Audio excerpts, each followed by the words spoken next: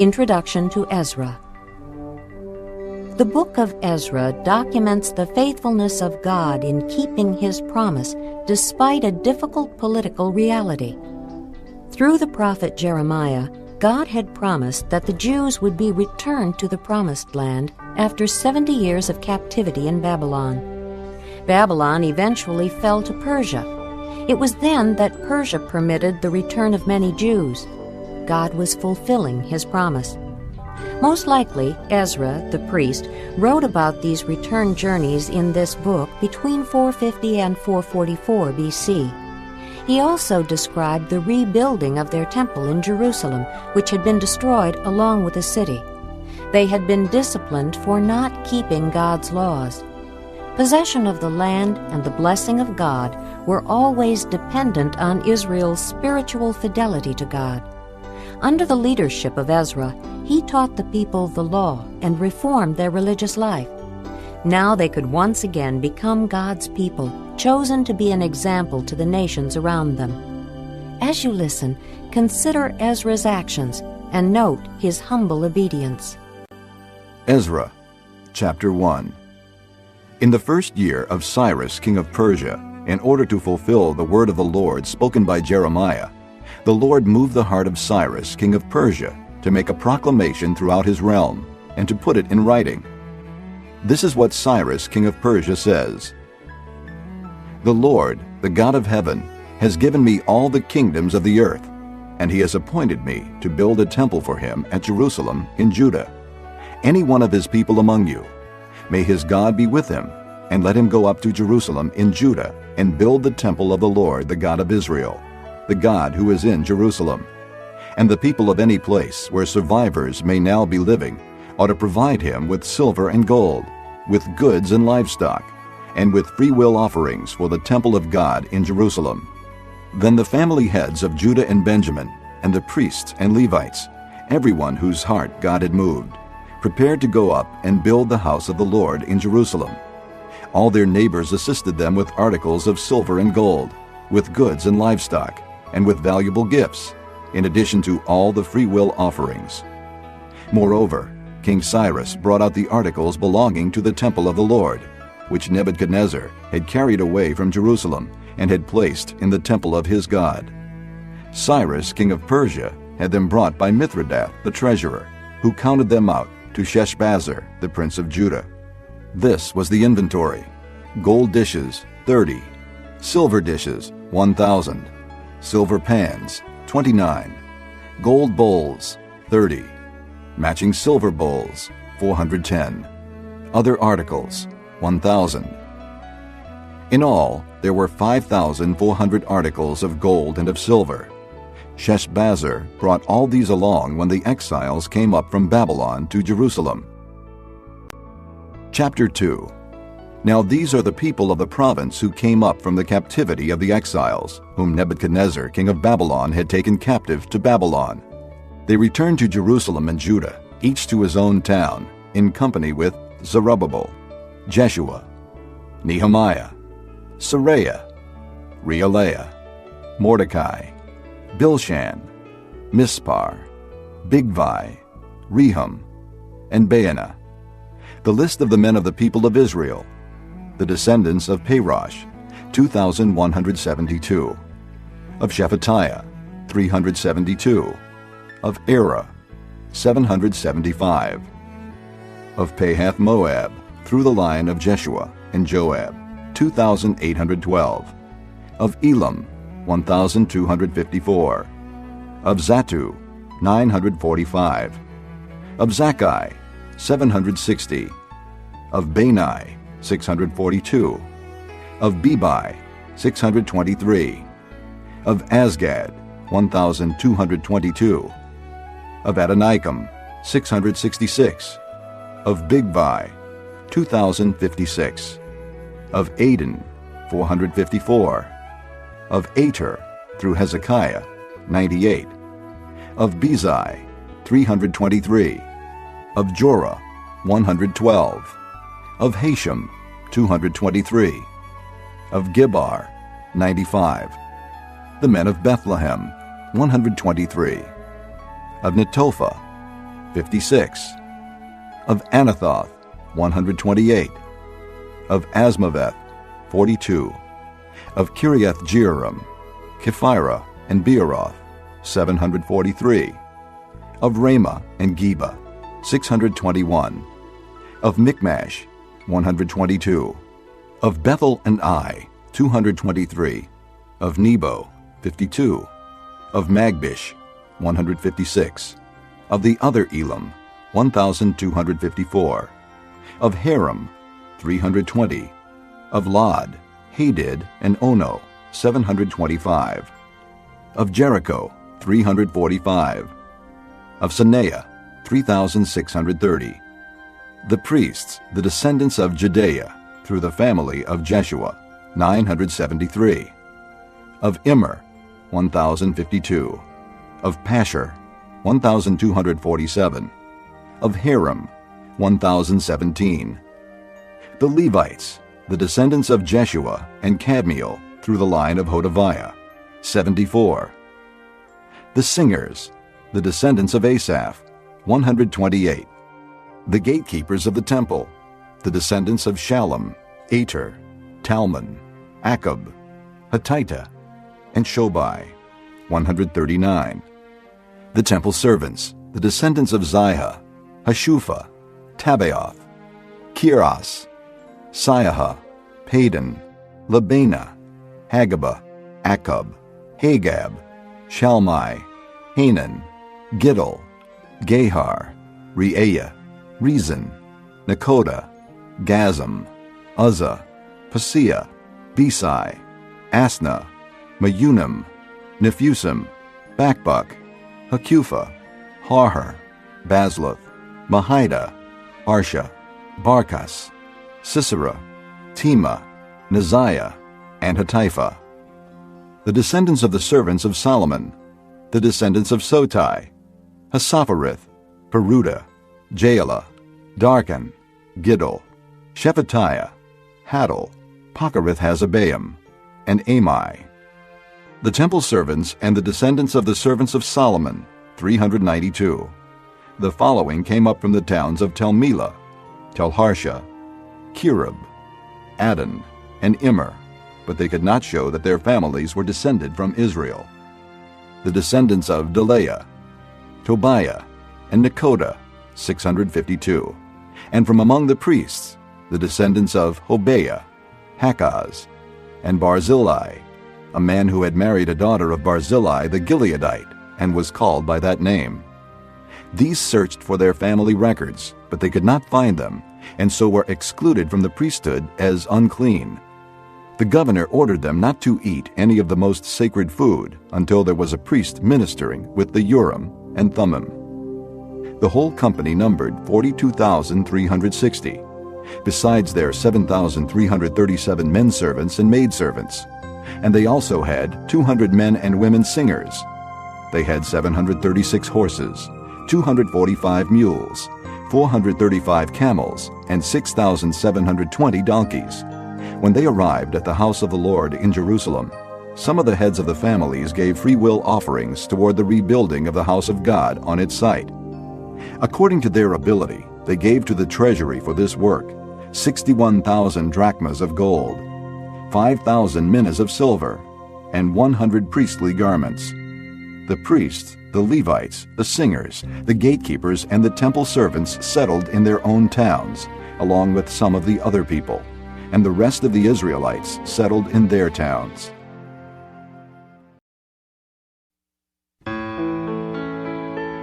Chapter 3. When the 7th month came, and the Israelites had settled in their towns, the people assembled as one man in Jerusalem. Then Jeshua, son of Jozadak, and his fellow priest, and Zerubbabel, son of Shealtiel, and his associates, began to build the altar of the God of Israel, to sacrifice burnt offerings on it, in accordance with what is written in the law of Moses, the man of God. Despite their fear of the peoples around them, they built the altar on its foundation, and sacrificed burnt offerings on it to the Lord, both the morning and evening sacrifices. Then, in accordance with what is written, they celebrated the Feast of Tabernacles with the required number of burnt offerings prescribed for each day. After that, they presented the regular burnt offerings, the new moon sacrifices, and the sacrifices for all the appointed sacred feasts of the Lord, as well as those brought as free will offerings to the Lord.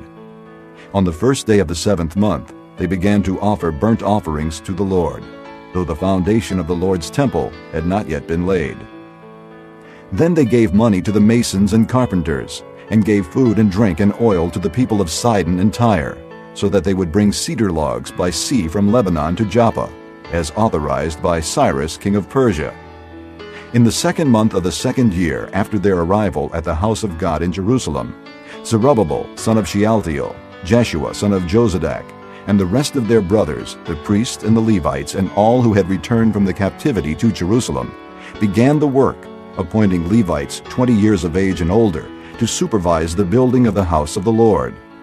Jeshua and his sons and brothers, and Kadmiel and his sons, descendants of Hodaviah, and the sons of Henadad, and their sons and brothers, all Levites, joined together in supervising those working on the house of God. When the builders laid the foundation of the temple of the Lord, the priests in their vestments and with trumpets, and the Levites, the sons of Asaph, with cymbals took their places to praise the Lord, as prescribed by David king of Israel. With praise and thanksgiving they sang to the Lord. He is good. His love to Israel endures forever. And all the people gave a great shout of praise to the Lord, because the foundation of the house of the Lord was laid. But many of the older priests and Levites and family heads, who had seen the former temple, wept aloud when they saw the foundation of this temple being laid, while many others shouted for joy.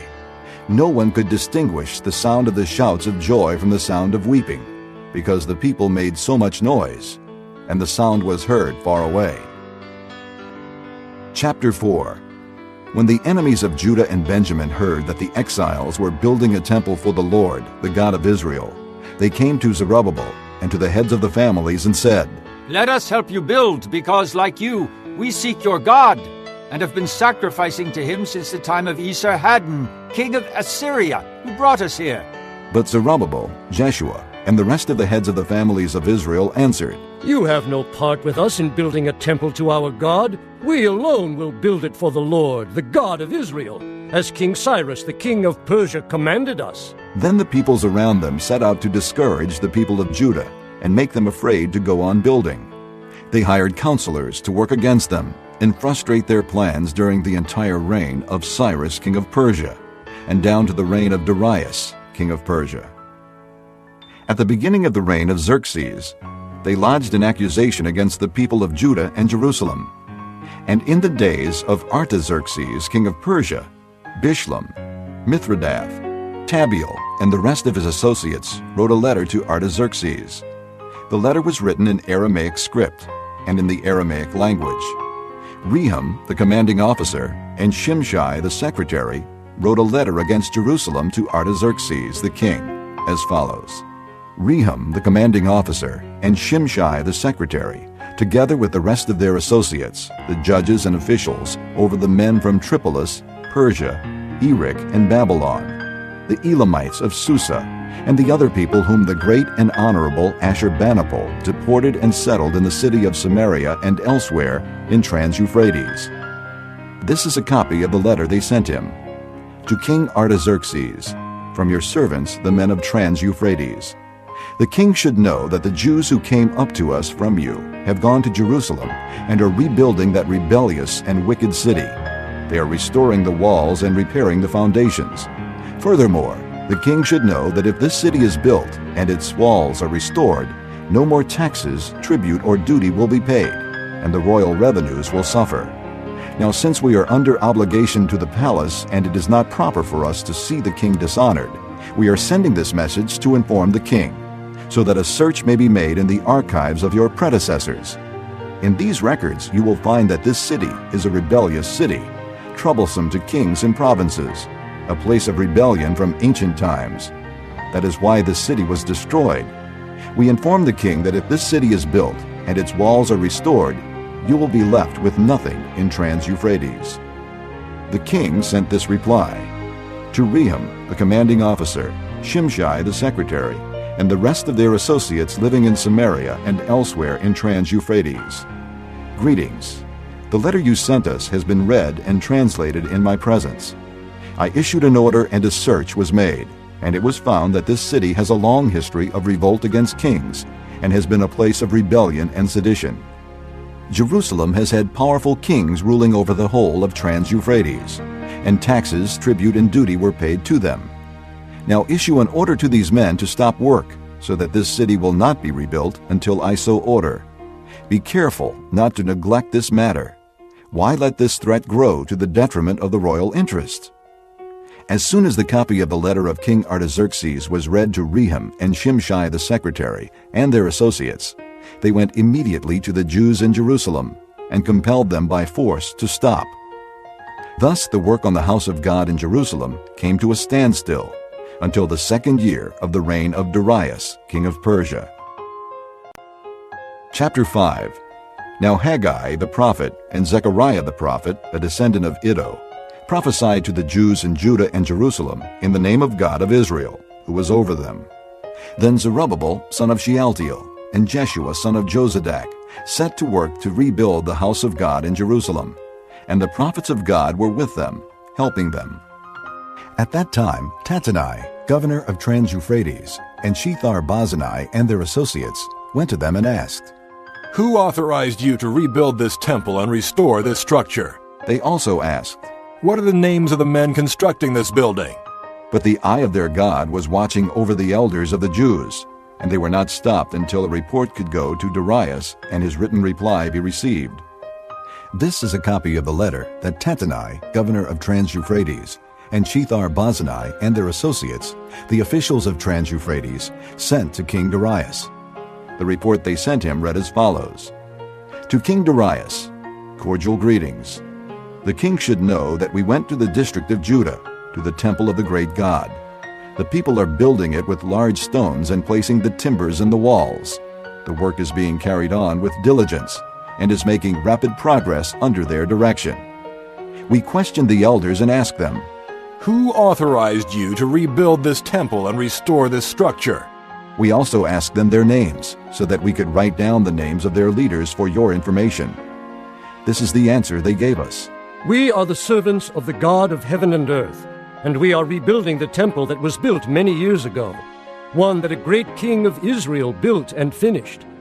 But because our fathers angered the God of heaven, he handed them over to Nebuchadnezzar the Chaldean, king of Babylon, who destroyed this temple and deported the people to Babylon. However, in the 1st year of Cyrus, king of Babylon, King Cyrus issued a decree to rebuild this house of God. He even removed from the temple of Babylon the gold and silver articles of the house of God, which Nebuchadnezzar had taken from the temple in Jerusalem and brought to the temple in Babylon. Then King Cyrus gave them to a man named Sheshbazzar, whom he had appointed governor. And he told him, "Take these articles and go and deposit them in the temple in Jerusalem, and rebuild the house of God on its site." So this Sheshbazzar came and laid the foundations of the house of God in Jerusalem. From that day to the present, it has been under construction, but is not yet finished. Now if it pleases the king, let a search be made in the royal archives of Babylon, to see if King Cyrus did in fact issue a decree to rebuild this house of God in Jerusalem. Then let the king send us his decision in this matter. Chapter 6. King Darius then issued an order, and they searched in the archives stored in the treasury at Babylon. A scroll was found in the citadel of Ecbatana, in the province of Media, and this was written on it. Memorandum. In the 1st year of King Cyrus, the king issued a decree concerning the temple of God in Jerusalem. Let the temple be rebuilt as a place to present sacrifices, and let its foundations be laid. It is to be 90 feet high and 90 feet wide, with 3 courses of large stones and 1 of timbers. The costs are to be paid by the royal treasury. Also, the gold and silver articles of the house of God, which Nebuchadnezzar took from the temple in Jerusalem and brought to Babylon, are to be returned to their places in the temple in Jerusalem. They are to be deposited in the house of God. Now then, Tattenai, governor of Trans-Euphrates, and Shethar-Bozenai and you, their fellow officials of that province, stay away from there. Do not interfere with the work on this temple of God, Let the governor of the Jews and the Jewish elders rebuild this house of God on its site.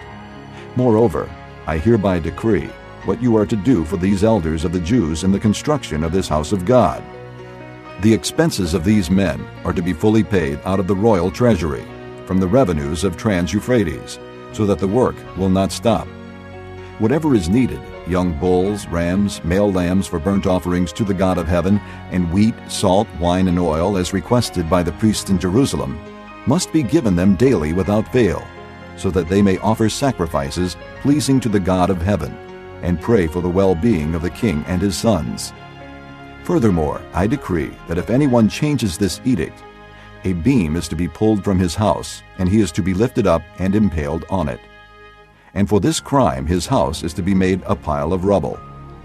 May God, who has caused his name to dwell there, overthrow any king or people who lifts a hand to change this decree, or to destroy this temple in Jerusalem. I, Darius, have decreed it. Let it be carried out with diligence. Then, because of the decree King Darius had sent, Tattenai, governor of Trans-Euphrates, and Shethar-Bozenai and their associates carried it out with diligence. So the elders of the Jews continued to build and prosper under the preaching of Haggai the prophet and Zechariah, a descendant of Iddo. They finished building the temple according to the command of the God of Israel and the decrees of Cyrus, Darius, and Artaxerxes, kings of Persia. The temple was completed on the 3rd day of the month Adar in the 6th year of the reign of King Darius.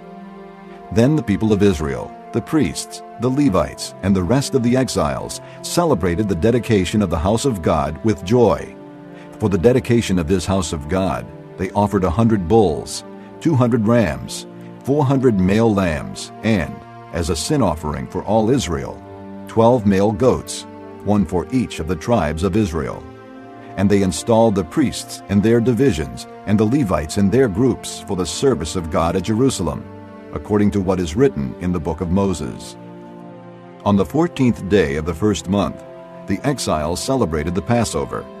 The priests and Levites had purified themselves and were all ceremonially clean. The Levites slaughtered the Passover lamb for all the exiles, for their brothers the priests, and for themselves. So the Israelites who had returned from the exile ate it, together with all who had separated themselves from the unclean practices of their Gentile neighbors, in order to seek the Lord, the God of Israel.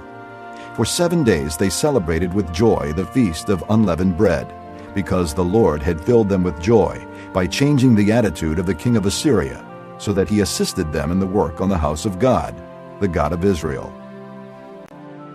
Chapter 7. After these things, during the reign of Artaxerxes, king of Persia, Ezra, son of Seraiah, the son of Azariah, the son of Hilkiah, the son of Shallum, the son of Zadok, the son of Ahitub, the son of Amariah, the son of Azariah, the son of Meraioth, the son of Zerahiah, the son of Uzzi, the son of Buckai, the son of Abishua, the son of Phinehas, the son of Eleazar, the son of Aaron the chief priest. This Ezra came up from Babylon. He was a teacher well versed in the law of Moses, which the Lord, the God of Israel, had given. The king had granted him everything he asked, for the hand of the Lord his God was on him.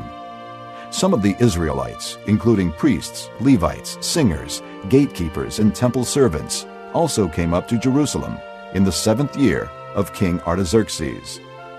Ezra arrived in Jerusalem in the 5th month of the 7th year of the king. He had begun his journey from Babylon on the 1st day of the 1st month, and he arrived in Jerusalem on the 1st day of the 5th month, for the gracious hand of his God was on him. For Ezra had devoted himself to the study and observance of the law of the Lord, and to teaching its decrees and laws in Israel. This is a copy of the letter King Artaxerxes had given to Ezra the priest and teacher, a man learned in matters concerning the commands and decrees of the Lord for Israel.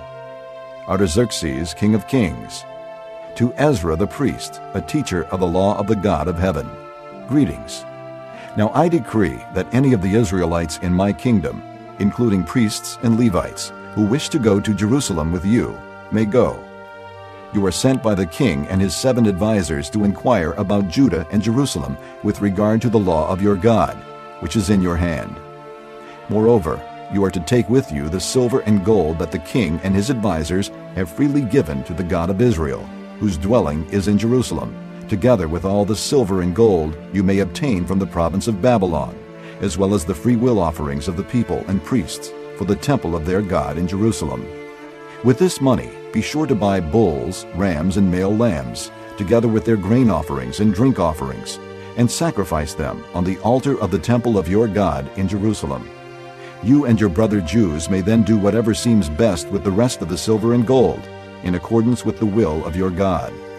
Deliver to the God of Jerusalem all the articles entrusted to you for worship in the temple of your God, and anything else needed for the temple of your God that you may have occasion to supply, you may provide from the royal treasury. Now I, King Artaxerxes, order all the treasurers of Trans-Euphrates to provide with diligence whatever Ezra the priest, a teacher of the law of the God of heaven, may ask of you, up to 100 talents of silver, 100 cores of wheat, 100 baths of wine, 100 baths of olive oil, and salt without limit. Whatever the God of heaven has prescribed, let it be done with diligence for the temple of the God of heaven. Why should there be wrath against the realm of the king and of his sons? You are also to know that you have no authority to impose taxes, tribute, or duty on any of the priests, Levites, singers, gatekeepers, temple servants, or other workers at this house of God. And you, Ezra, in accordance with the wisdom of your God, which you possess, appoint magistrates and judges to administer justice to all the people of Trans-Euphrates, all who know the laws of your God. And you are to teach any who do not know them. Whoever does not obey the law of your God and the law of the king must surely be punished by death, banishment, confiscation of property, or imprisonment. Praise be to the Lord, the God of our fathers, who has put it into the king's heart to bring honor to the house of the Lord in Jerusalem in this way, and who has extended his good favor to me before the king and his advisers and all the king's powerful officials. Because the hand of the Lord my God was on me, I took courage and gathered leading men from Israel to go up with me. Chapter 8. These are the family heads and those registered with them who came up with me from Babylon during the reign of King Artaxerxes. Of the descendants of Phinehas, Gershom. Of the descendants of Ithamar, Daniel. Of the descendants of David, Haddish. Of the descendants of Shechaniah. Of the descendants of Parosh, Zechariah, and with him were registered 150 men. Of the descendants of Pahath-Moab, Eliahoenai, son of Zerahiah, and with him 200 men. Of the descendants of Zattu, Shechaniah son of Jahaziel, and with him 300 men. Of the descendants of Adin, Ebed son of Jonathan, and with him 50 men. Of the descendants of Elam, Jeshaiah son of Athaliah, and with him 70 men. Of the descendants of Shephatiah, Zebediah son of Michael, and with him 80 men. Of the descendants of Joab, Obadiah son of Jehiel, and with him 218 men. Of the descendants of Bani, Shelomith son of Josaphiah, and with him 160 men. Of the descendants of Bebai, Zechariah son of Bebai, and with him 28 men. Of the descendants of Azgad, Johanan son of Hakatan, and with him 110 men. Of the descendants of Adonikam, the last ones whose names were Eliphalet, Jeuel, and Shemaiah, and with them 60 men. Of the descendants of Bigvai, Uthai, and Zachar, and with them 70 men. I assembled them at the canal that flows toward Ahava, and we camped there 3 days. When I checked among the people and the priests, I found no Levites there. So I summoned Eleazar, Ariel, Shemaiah, Elnathan, Jerib, Elnathan, Nathan, Zechariah, and Meshullam, who were leaders, and Joiarib and Elnathan, who were men of learning.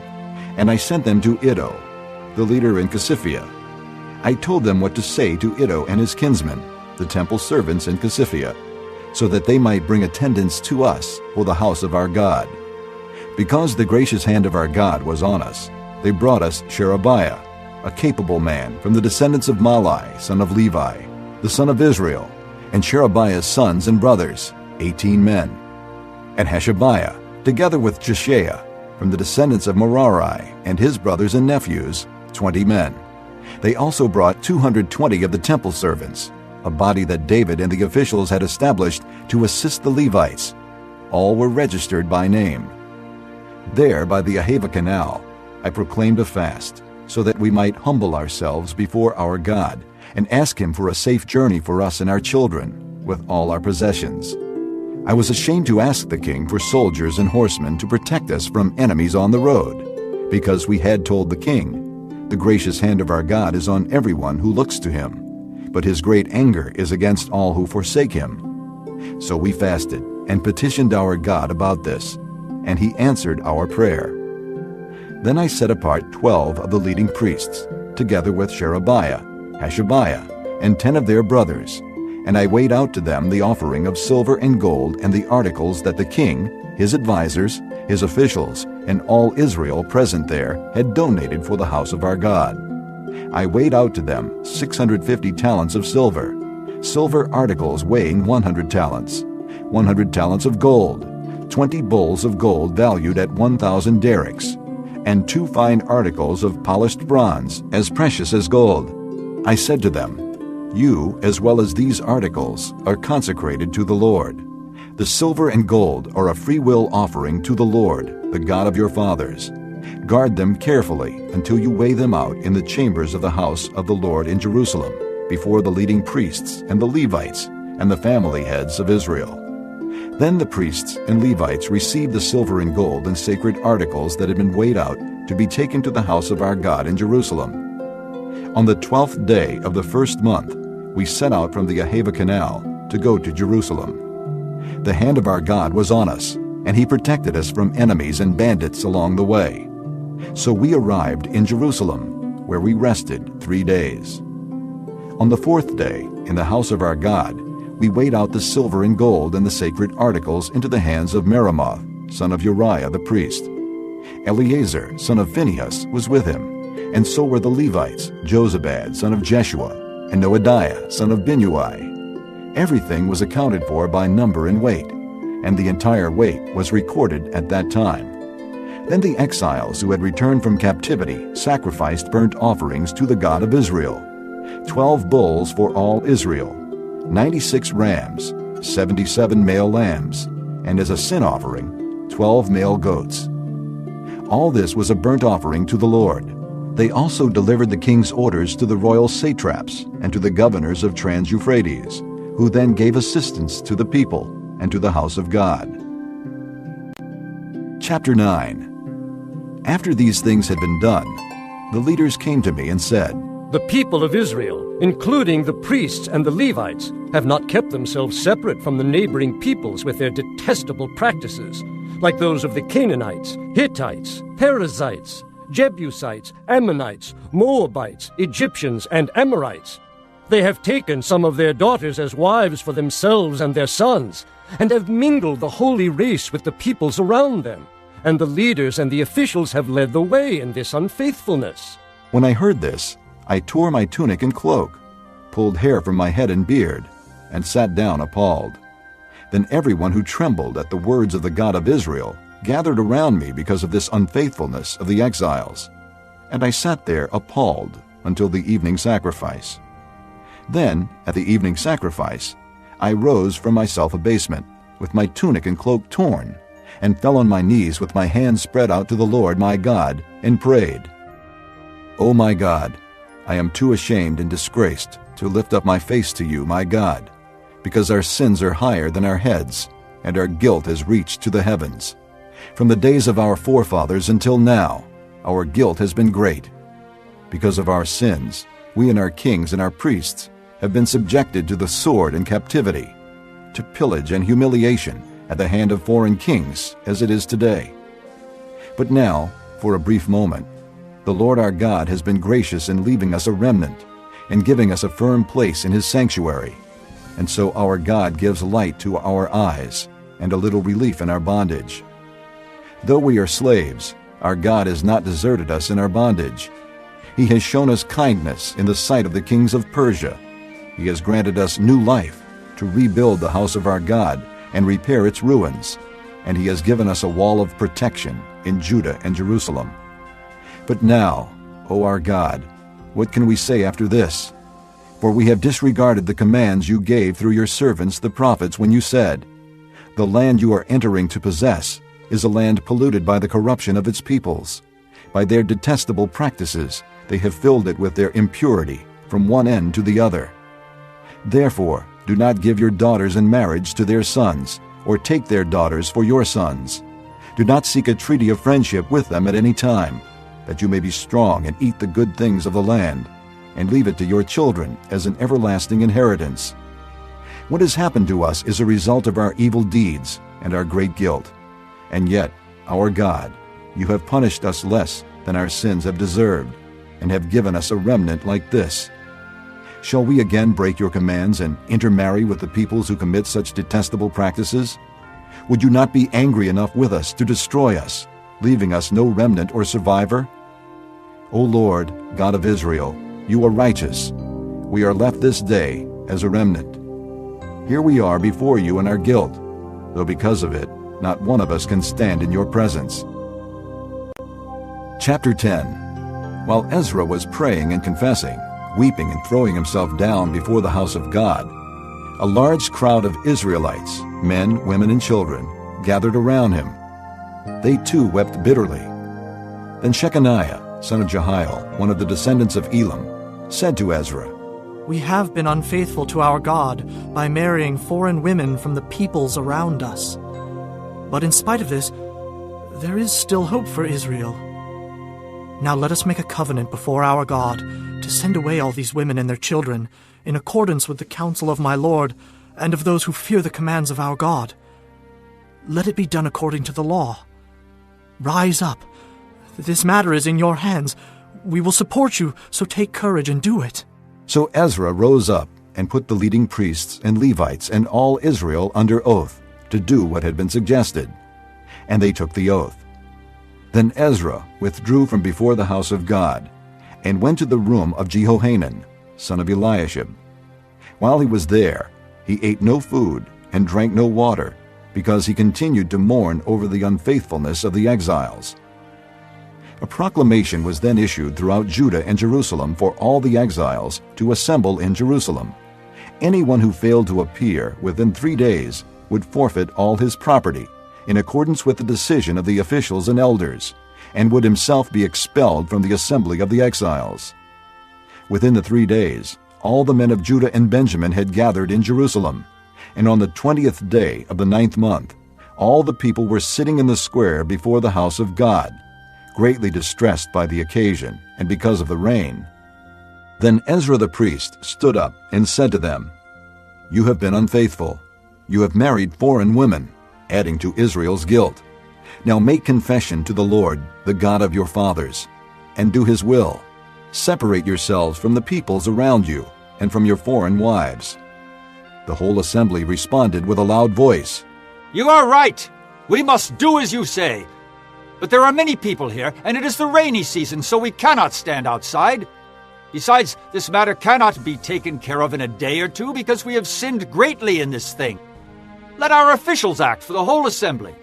Then let everyone in our towns who has married a foreign woman come at a set time, along with the elders and judges of each town, until the fierce anger of our God in this matter is turned away from us. Only Jonathan son of Asahel and Josiah son of Tikvah, supported by Meshullam and Shabbathai the Levite, opposed this. So the exiles did as was proposed. Ezra the priest selected men who were family heads, one from each family division, and all of them designated by name. On the first day of the 10th month, they sat down to investigate the cases. And by the first day of the first month, they finished dealing with all the men who had married foreign women. Among the descendants of the priest, the following had married foreign women. From the descendants of Jeshua son of Jozadak and his brothers, Maaseiah, Eleazar, Jearib, and Gedaliah. They all gave their hands in pledge to put away their wives, and for their guilt they each presented a ram from the flock as a guilt offering. From the descendants of Immer, Hanani and Zebediah. From the descendants of Haram, Maaseiah, Elijah, Shemaiah, Jehiel, and Uzziah. From the descendants of Pashur, Elioenai, Maaseiah, Ishmael, Nethanel, Jozabad, and Elisah. Among the Levites, Jozabad, Shimei, Kaleah, that is, Kelita, Pethahiah, Judah, and Eliezer. From the singers, Eliashib. From the gatekeepers, Shallum, Telem, and Uri. And among the other Israelites, from the descendants of Parosh, Ramiah, Isaiah, Malchijah, Mijamin, Eleazar, Malchijah, and Benaiah. From the descendants of Elam, Mattaniah, Zechariah, Jehiel, Abdi, Jeremoth, and Elijah. From the descendants of Zattu, Elioenai, Eliashib, Mattaniah, Jeremoth, Zabad, and Aziza. From the descendants of Bebai, Jehohanan, Hananiah, Zabbai, and Athli.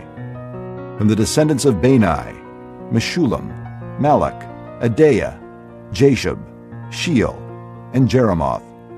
From the descendants of Pahath-Moab, Adnah, Kelal, Benaiah, Maaseiah, Mattaniah, Bezalel, Binnui, and Manasseh. From the descendants of Haram, Eliezer, Ishijah, Malchijah, Shemaiah, Shimeon, Benjamin, Malach, and Shemariah. From the descendants of Hashem, Mattani, Mattata, Zabad, Eliphalet, Jeremiah, Manasseh, and Shimei.